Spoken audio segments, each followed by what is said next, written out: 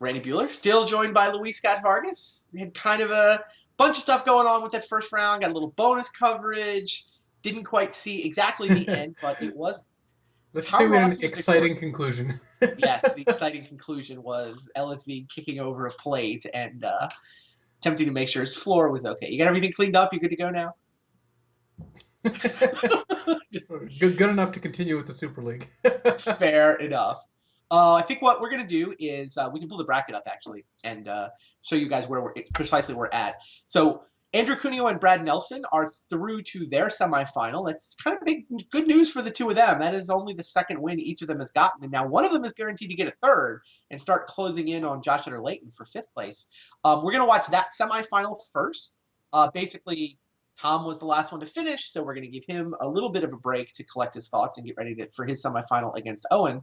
Meanwhile, while we're setting up the hand cams to bring you coverage of Andrew versus Brad, we'll try to bring Tom in and chat a little bit about what actually happened in that match with Jerry.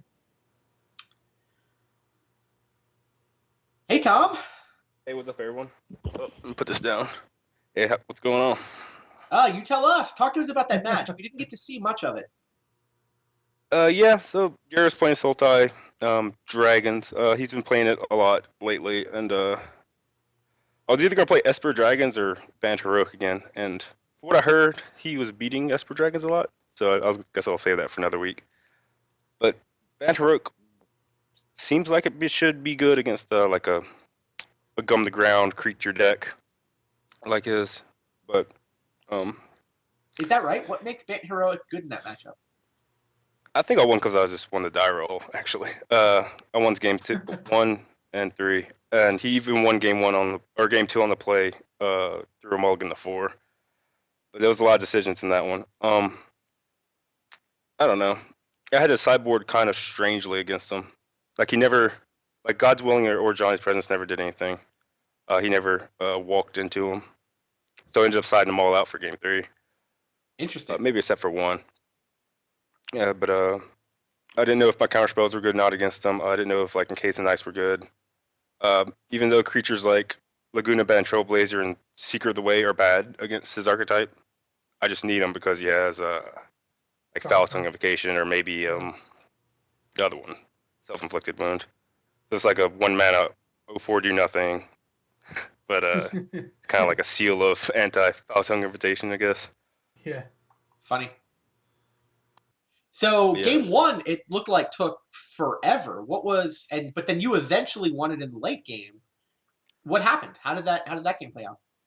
I think Banford doesn't have a very good mid game, but it has explosive early draws, like the early like 1 drop ordeal kind of draws just run them over. Or there's like a very late part of the game or part of the deck that includes treasure cruises and like monster mentor, maybe after board like landing up safe aqueous form or something. So I don't know. It's a strange deck that wins like early or late, but never like turn 8 or something. Well, What not were the that often. actual details for game one? I don't really It remember. was a long time ago. It's hard to remember. I think I cast a cruise. I ran him over with a Monastery Mentor, I believe. Ah, I think. you like Monastery Mentor in this deck now. Yeah. Yeah, it's just a compliment to it. It's a deck that generally makes one big creature. So having an element of just making a bunch of creatures kind of puts them in a tough spot of what they're trying to fight you with, I guess. Like Dronosaur is not usually good against heroic, but they sometimes kind of need it now, and it also like fights their Foul Tongue invocations. So they have very high impact cards, but they have very small windows to like use them for max value, I guess. Now, how did he manage to beat you with 4 cards in game two? Yeah, that's the interesting part. I kept a very slow one, so in post cyborg games, I expect the games to slow down a good bit. But my only creature was an 0/4 Laguna Man Trailblazer, and I kept a hand with 2 treasure cruises, 4 lands, and that I think, or maybe it was one more like normal card, like a Defiant Striker or something. But I was expecting them to bring cards like Thoughtseize, Address, try to take me off my game. But yeah, he didn't have any of that. And my treasure cruiser was too slow, and then he just ended up getting enough values from Dim Protectors to just come back and beat me. He also got me with a very good Drownazar. I didn't expect him to have. It was like an 8-for-1 or something. Oh, jeez. Okay. But then game 3, he just didn't really seem to be able to set up defenses and answered the Sidisi, and then it was pretty easy from there. Yeah, I drew a good mix of creatures and pump effects. It was like a 1-drop creature into a hero of Aerois, which you had to kill. Then next turn I had the decision to like tap out for a Ordeal Thassa that if it like survived, I was in an extremely high percentage chance, good shape to win. And I figured the only thing that really could stop me with that, since I already had a second creature against his Edict effects, was something like a second ultimate price, which I didn't expect him to have a bunch of them, and he already cast one, or fetch land into Murderous Cut. I don't think he doesn't seem like a deck that played Downfall, but I don't think he played that many fetch lands either. So your seal of Faltong Invocation protection strategy just worked. Mm-hmm. Yeah, heroes. Yeah, I guess he's not usually the seal guy. It's usually the 0-4. They were kind of reverse roles. Still got the job done though. Yep. All Who right, I play nice next? job. I play Owen next, right? You do. Owen's beat me 3 times in semifinals so far. But and also interesting note, all 5 weeks so far, the guy who's beat me won the tournament. So probably if Owen beats me again, he'll win again. I did not know that. Well, that's interesting. Also, I mean, if nobody beats you, then you get to win the tournament. That could still happen and keep the streak alive, right? Yeah, that's true. Hope for the best. I mean, currently, your strategy of maybe you've been advancing in most of those weeks before you've gotten beat. So you're now, what, 5 points out of a playoff position and only 10 points out of second place. By beating Jerry and by having Paul already lose, one more win would actually tie you with Jerry for second place. Yeah, I figured Owen would run away with first, and then there'll be like kind of close between me and Josh and Paul. And maybe Jerry, depends on how he does in the next couple of weeks, and maybe he'll run away with it, or maybe he'll be in the mix too. Yeah, with Josh losing and you winning, there's a bit of a gap now. I guess you've got 15 points on Josh. Plus, if you beat Owen, obviously, there'll be a 20-point gap between Paul in 4th and Josh in 5th. Yeah, it's still pretty early to call it with there's 2 weeks left, right, after this? Yeah, and 35 points available in any given week. I mean, we can put the standings up, sort of show people how this is actually coming together. It's definitely starting to become a thing. I mean, yeah, there's 3 weeks left, but okay, now we're halfway through week 6. Owen, I think everyone imagines Owen, he's in the playoffs. The only question is sort of how far he runs away with it, how many points he manages to suck out of the system. Mm-hmm. Jerry will still be on 70 even after this week. Paul will still be on 65 even after this week. Tom is kind of hanging out at 60 plus and paired against Owen in the semifinals coming up. Meanwhile, down the bottom, Andrew versus Brad. I mean, there's an opportunity. Whoever wins that match, if they then win the finals as well, they get all the way up to 45 and kind of right back in the thick of things. Yeah, basically the guys at 10 have to win a week and then probably win another week or finals another week. But it looks like it has to start with winning a week. Yeah, step 1 is win a week, and now you're back in the conversation, and where you then have to put up another one. And if they don't win and Tom wins, it's actually really bad for them. Whereas if Owen wins, it doesn't matter. No one can catch him realistically at this point, or at least it's very difficult. Mm-hmm. Actually, I don't even think he can be knocked out of the top 3, given that he already has 10 points this week. You think he may have actually mathematically clinched? Well, Jerry and Paul are the next 2, and they're already done this week. Sure. So if Owen got 0 points in week 7 or he'd have 125 still. How are three people can pass him? Yeah. So Owen might be our first actual stone lock for the playoffs. Yeah, I think you're right. I think he's actually mathematically locked already. Oh, by the way, he may also win his 4th week out of 6. Yeah, that's still on the table.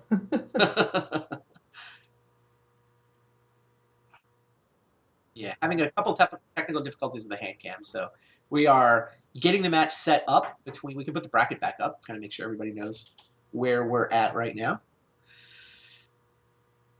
Andrew Cuneo and Brad Nelson have doubled their win total for the season, and one of them gets to triple it as soon as we get our hand cams connected so that we can watch what both guys are thinking as they do it. After that, it'll be Tom Ross versus Owen Turtenwald, and of course, the winners of those matches play in the finals.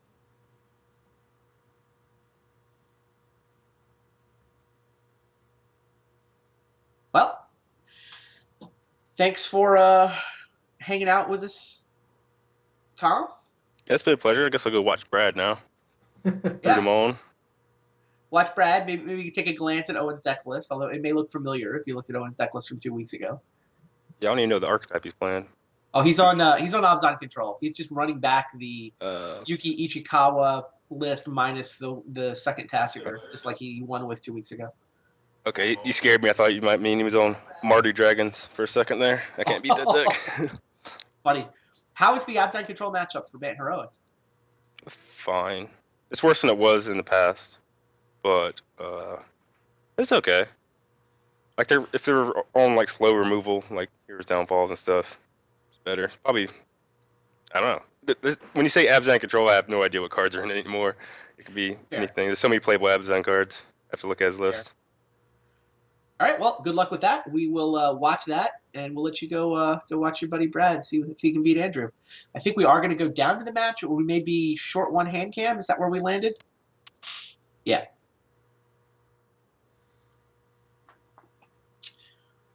But yeah, let's watch some Magic. Sounds good.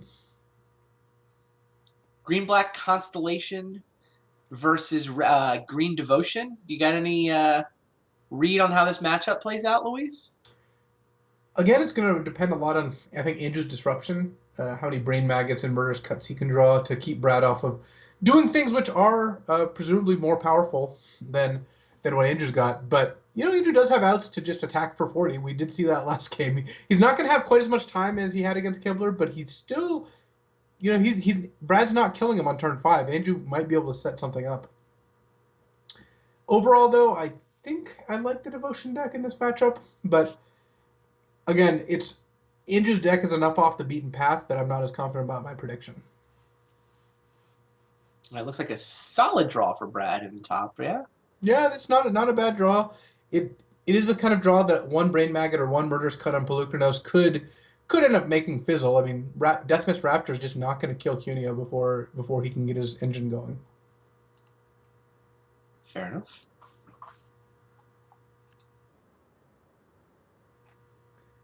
All right, we're going to make one last attempt to try to get Andrew's hand cam online, and then looks like we've got a hand cam. I think it actually works.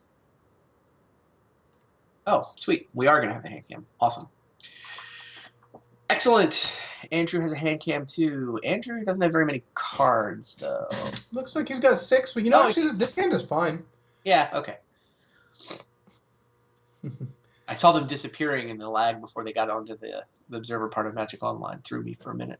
I mean, presumably the Seder Wayfinder is going to hit, which then lets Andrew play land. The next turn can go Wayfinder into Brain Maggot, and, well, at least Brad has found a second Pelucranos, so Brain Maggot's not going to be quite as good as it would have been otherwise. Brain Maggot's not actually turned on yet, though. Andrew hit Forest with his Wayfinder, so no black mana yet. So Brad kept, I believe, the turn 1 Elvish Mystic he saw off Temple of Abandon, but is deciding to bin Sylvan Caryatid, which makes sense. Yeah, Mystic sets up turn 3 Pelucranos. All right, we're going to need a untapped black source. Black mana? Swamp. Pelucranos still going to come out, though. It's true. The backup Pelucranos is pretty nice.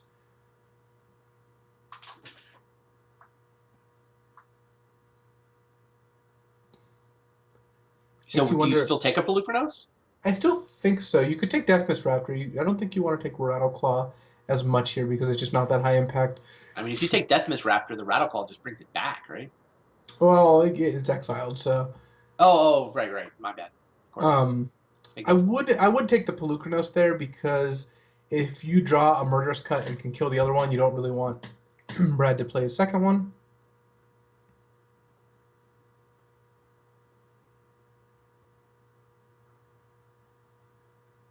Well, here is Pelucranos. Well, no way to answer it, but Eidolon of Blossoms means that Andrew's just got a lot of good creatures in play, so Brad can kill one of them. He can kill Eidolon or he can kill Elvish Mystic plus Brain Maggot, but either way, Andrew still has some stuff in play. And it takes Brad's turn to do that. What would you do if you're Brad here? Kill the Eidolon? I think killing the Eidolon has got to be the highest priority. You get to attack for 7 as well. So you might as well kill Eidolon here, because that's the engine card. You don't even really need to kill Brain Maggot. Getting back up Pelucranos doesn't seem very strong. Yeah. He does what you suggested. Yeah, decent spot here, because now Andrew can play... He can play another Brain Maggot and a face-down Den Protector. He can also play Den Protector and flip it. He gets the most out of Den Protector if he goes Den Protector face down, flip it, getting back Eidolon. Next turn, play Eidolon and hopefully play Brain Maggot. But the downside is you don't get to Brain Maggot this turn, which means that if Andrew drew something awesome, you would not have an opportunity to take it. Andrew's going to crack back. Get 3 damage in. Interesting. So this is face down creature plus Elvish Mystic. Well, that worked out for Andrew. Brad doesn't have any card you particularly need to hit with Brain Maggot. I mean, Courser is kind of annoying with the fetch land because it gives Brad some card selection, but other than that, Brad's not doing a whole lot.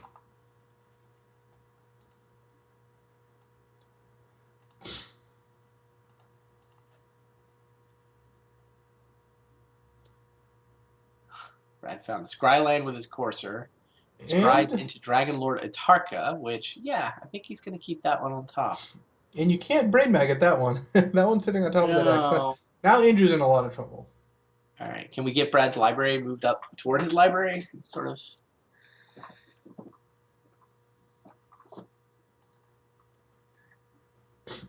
Oh. Andrew didn't need to flip Den Protector to get Eidolon of Blossoms back. He just drew it off the top. I still don't see how he's beating this Atarka, though. He can't stop Brad from casting it because he can't kill both Mana Elves. And he can't take it with Brain Maggot. And once the Dragon Lord resolves, does he just completely wipe Andrew's board? Pretty close. I mean, it doesn't kill everything, but it does a good job. Yeah, I mean, it seems like you just have to get as much advantage as you can, right? Create too many targets, and hopefully these extra cards find him a way to kill the 8/8 flying trampler that's left behind.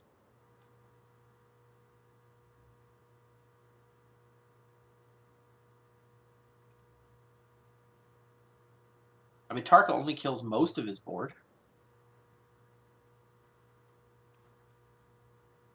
Yeah, but it would take 2 Tarkas to kill the entire board. Given that you have to chump Pelucranos every turn pretty soon here, and the Atarka's going to start attacking for 8, I think Brad's going to be able to close it out here. Oh, I agree. I'm just saying I still feel like if Andrew drew a removal spell off the top, I mean, he basically needs to draw. I mean, it's like you said, you wished he had more Murderous Cuts. Murderous Cut off the top would suddenly kill Atarka and then come back with Den Protector to kill Pelucranos. Yeah, it just seems like the card I'm always wanting Andrew to draw, so I think he should play more in his deck, but he's played this deck a lot more than I have. It could also be the matchups he's running into here, right? True. When you play against a lot of decks with Forest in them, then that makes it a little bit more pressing. 1, 2, 3, 4, 5, 6, 7. Now, how do you distribute this? I like killing Eidolon. I like killing the Morph, and probably Brain Maggot? might actually just be Elvish Mystic. It could be Brain Maggot, but yeah, I'd probably kill Brain Maggot over Elvish Mystic. I had the same top 2 targets as you, though, the Eidolon and the Morph. Yeah. Goes for an Elvish Mystic. Stunt his mana. Makes sense.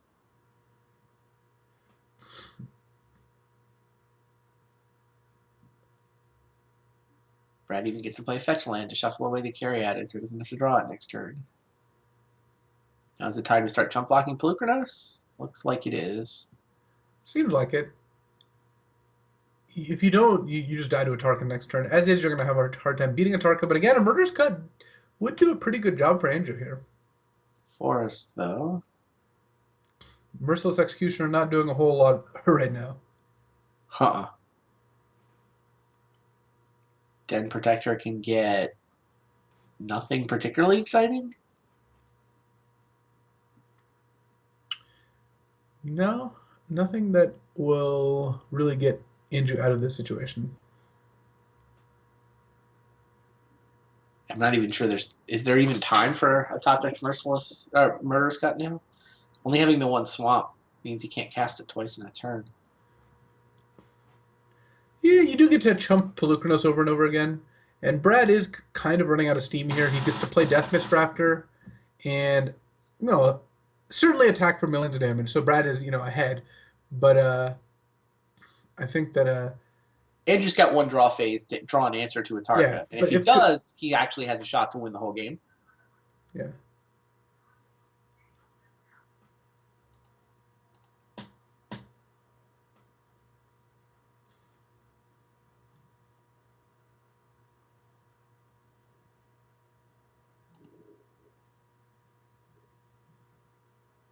What's Brad thinking about? How many ground creatures to attack with? Basically, if you want to attack with Courser or your elves, because I don't think you really have to think about attacking with the two big things. And attack with the Courser actually seems fine here, though.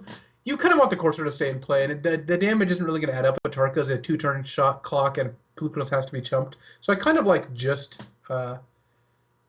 attacking with the two big creatures here. Sure.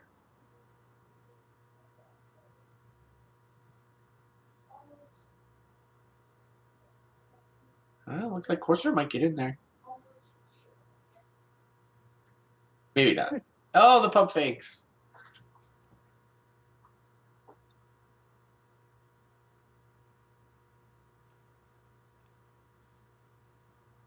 Yeah, I still like the attack with just like the two giant things. Thinking about not attacking. Not attack with Pelucranos?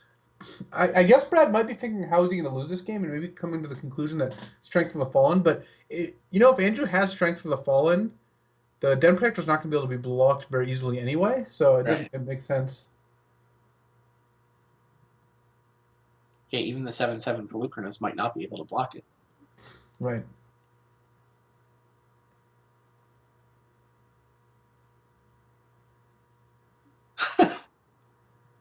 It's pretty funny that Strength of the Fallen is actually kind of potentially an out here. Is it actually? He can't deal 18, can he? I don't see how he deals 18. Well, he gets Den Protector back, something end of turn, untap, Strength of the Fallen. I guess he's a mana short of Den Protector twice, so that doesn't quite work.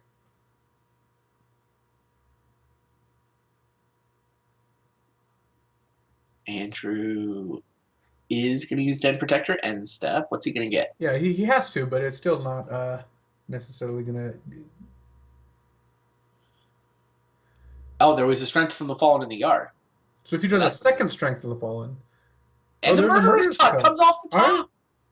This actually combination could do it, because it's not going to win this turn, but now you get to Strength of the Fallen, your Den Protector, attack, Murderous Cut, Atarka, chump, and then next turn go... Let's see. I guess this turn you can play Strength and Cut and face down Den Protector, and next turn flip Den Protector, get back a enchantment to play it, and attack with Den Protector. So it actually could... Cuneo could actually be in this here. Yeah, I mean, we said the Murderous Cut off the top was enough to get him in the game. Now, not only does he have the Murderous Cut off the top, he also, we couldn't see his graveyard super well, but Strength from the Fallen? Wow.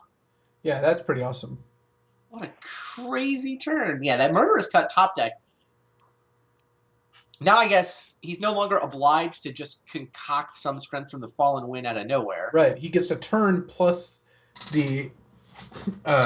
he gets a turn off Atarka, plus he can still chump the Pelucranos. So, and he has to chump the other morph too, which is a Death Mist Raptor. So well, he doesn't know it's a Death Mist Raptor, does he? Oh, he does. Well, he knows.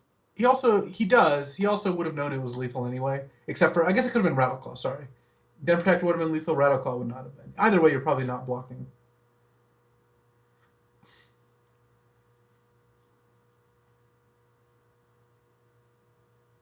Alright. What's the plan?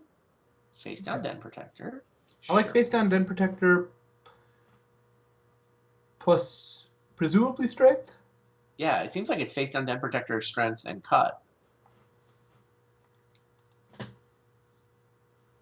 Cut and strength, not exactly the best synergy in the world. Brad does have 6 attackers, so maybe attacking instead of playing like, well, I guess you can not play strength and just leave Elvish Mystic untapped. Yeah, that might be what he has to do.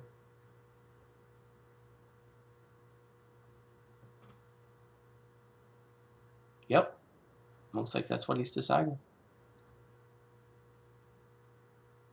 And this allows him to spend his mana flipping Den Protector on Brad's end step. Setting up a big turn. Which means he could potentially strength twice. Right.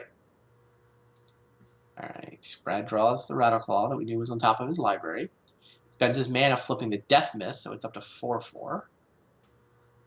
There are 6 attackers against 6 blockers, but Murderous Cut's going to take out a Tarkus. So it's really 5 attackers. You can let one of the 2-power creatures through. You have to block the other 4. And Andrew's capable of blocking all of them if he really wanted to. The problem is if you block with Brain Maggot, you certainly can't give back Pelucranos. So yeah, Andrew's actually in a decent amount of trouble still. Well, he can block with Mystic, Wayfinder, and one of the Den Protectors, can't he? Yeah. The chat brings up a good point, by the way. What's that? Brad has a 12 next to his name, and Cuneo has a 16, but I don't know a 52 next to mine, which is my current Player of the Year standings. You want a 52? We can get you a 52. I believe I've earned it. I agree. You have earned it. So, Brad just going for the attack here. This actually works out really well for Andrew. There we go. Perfect. Yeah, he gets to cut, flip Den Protector, and keep all his creatures alive. Yeah. Brad is playing a little conservatively here.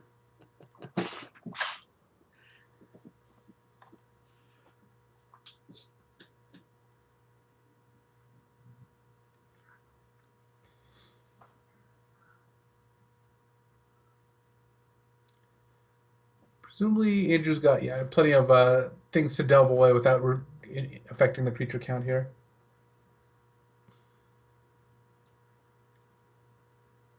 Down goes Dragon Lord Atarka. Genesis Hydra next turn for Brad. Put some pressure on Andrew to try to clean it up here. What is the creature count in Andrew's graveyard? It's 6. Yeah, everything left is a creature. So Andrew's going to need to play 3 enchantments this turn. Den Protector can get... Is there an enchantment creature in there? There's a Brain Magnet. He could have gotten Brain Magnet or Eidolon. It's Brain Magnet. Well, actually... Both Den Protectors can attack. You can make both Den Protectors, so Andrew can do... How big do they get? What is that Den Protector now? Is it he can do 18. You know... Yeah, it's an 8/7. Okay, so he can deal 16? What Andrew really needed to be able to do was it would have been sweet if he was able to play Merciless Executioner to sack a creature before doing all this, but he did not have enough mana to do that. Funny. That said, though, he doesn't die next turn, right? Can't he just... You pumped the same Den Protector twice, so it got to... 13? 14? 13? Yeah, he deals 13 damage, and that's a bunch of blockers. Yeah, now Brad gets to play a giant Genesis Hydra, and if he hits like an Atarka, presumably he's in pretty good shape. If he hits... Actually, I don't know what else there is to hit. That it's basically just Atarka that he's really looking for. He has no direct damage, right? He can't deal the 3. He just has to kill both Den Protectors. Although, to be fair, Andrew can't trigger Friends from the Fallen without a top deck. What a crazy game. Brad knows that he's drawing a Pelucranos on top, so now he can play Genocide just for 4, hit Pelucranos, and then activate Pelucranos a bunch. And I think that might actually do it here. Yeah, I think that's what Brad is going to do. Wow, so Andrew top decked Elvish Mystic last turn. If he top decked an enchantment creature, he actually would have won. Yeah, it had to. Well, it had to be Strength of the Fallen, I think. Or we had to be Strength exactly. I think maybe Brain Magnet would have done it. Well, he didn't have enough black because he already had to cast one Brain Magnet. Good point. All right, Genesis Hydra for 4. There wasn't a Tarka there. If he had Genesis Hydra for enough, he could have gotten a Tarka, but this play seemed correct. This play is just, I think, a guaranteed win. Yeah, I think. He gets to activate Nykthos with the Pelucranos already in play. That makes 12 mana, 13, all the counting down, a bunch of Pelucranos targets. And kill like 6 blockers and attack with everything.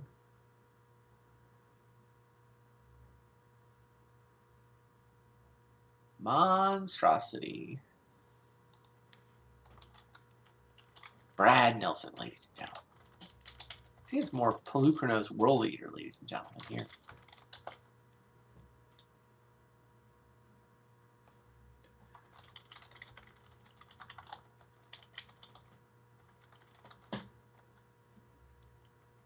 So yeah, you have to make sure you split it up and anything. What's X?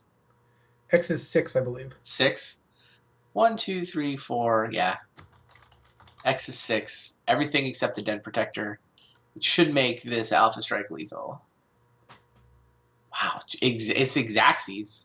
But Xaxes is good enough. Brad Nelson takes a crazy game 1. That was really cool. It's a lot of back and forth. Yeah, I thought Brad was winning for a long time, and then the top deck cut made it look like Cuneo might actually pull it out, and he was a card short. Wow, interesting game.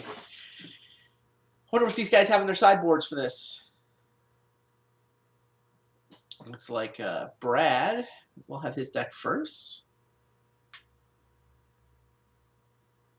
So Brad gets to board in Ugin the Spirit Dragon. There, we found a card, a matchup where that card is great. Arc Lightning also looks pretty good. Yeah, I was thinking Arc Lightning makes the cut. But not much. Basically, he gets his plan A, and his plan A is maybe good enough. It depends how quickly he can implement it and how much Andrew has to fight it with. Yeah, basically, I think Brad still has the better late game, even though Andrew can make 40 power Den Protectors. Brad still has the more robust late game. Andrew has to combine, I think, more specific cards, whereas Brad has a lot of redundant cards. So Brad doesn't need to do too much, I think, to make this matchup decent. All right, what about Andrew's side? Does his deck get any better? Oh, they're going down to the match. Not really going to have the chance to look at Andrew's deck list. We'll find out. That ultimate price is in for the board, I think. That seems like a good one. And there's the Ugin. Bam. Sure. Yeah, Andrew's sideboard is a bunch of one-ofs, but 2 ultimate price.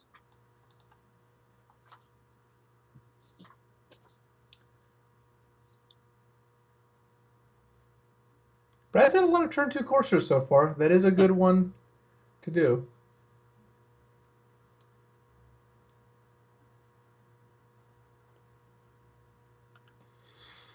Could also do Mystic and Caryatid here for turn 3 Whisperword. Looks like that's the line he's adopted. Yeah. Turn 2 Courser for Andrew. There's the Murderous Cut. Murderous Cut is nice. Even though there's no graveyard, Murderous Cut is still decent in this matchup. So this is kind of the dream draw. Just a turn 3 Whisperwood is incredibly good, especially since it's followed up with an Ugin in very short order here.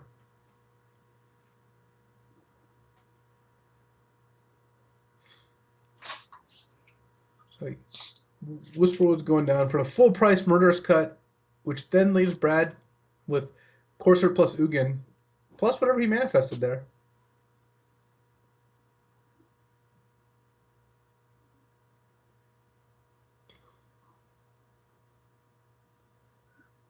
Courser showing another Elvish Mystic. There's a lot of elves floating around here. Ugin is going to get cast off 3 lands.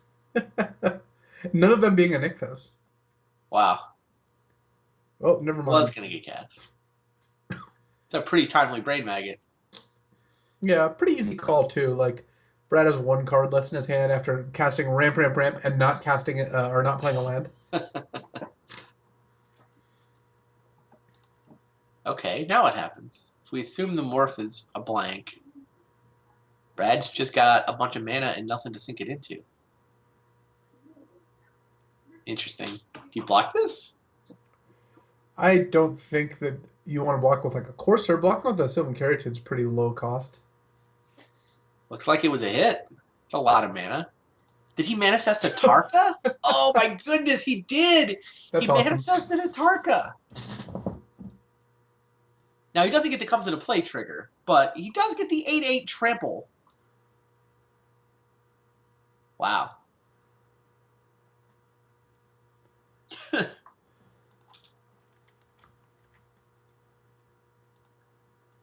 All right, Night Howler. I don't see Night Howler racing Night Howler- back for Tarka. Well, Cuneo's, nicely set up the Night Howler by blocking with the Sylvan Caryatid there.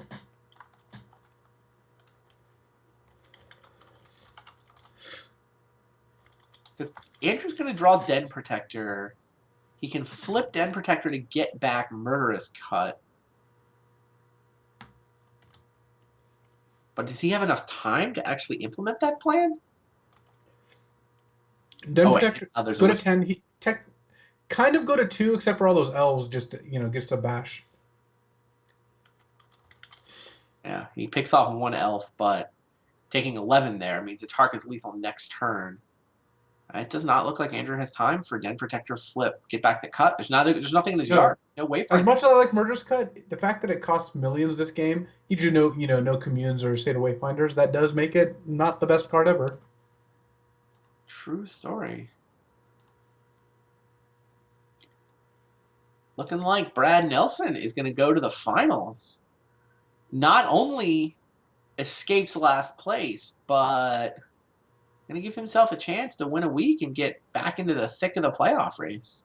Yeah, and you can't block with the Brain Maggot because last turn because of the Ugins hiding under it. So Right. yeah, Right, there's right. not a whole lot of choices there. Well, congratulations to Brad. That worked out pretty well for him. It did. Green Red Devotion has not lost a lot of matches. It's only gotten played twice, right? I've got that stat. And if that's the case, it's 5-0 right now. Green Red Devotion is being played for the second time this week. It is now 5-0 in matches. Yep. Pretty impressive. All right, we're going to take a quick break. We are going to get the match set up between Owen. Yeah, and then we'll have a winner interview as soon as we come back from commercial. So, quick break, set up a winner interview, set up another semifinal. Stay tuned, guys. We'll be right back with lots to talk about and lots to watch.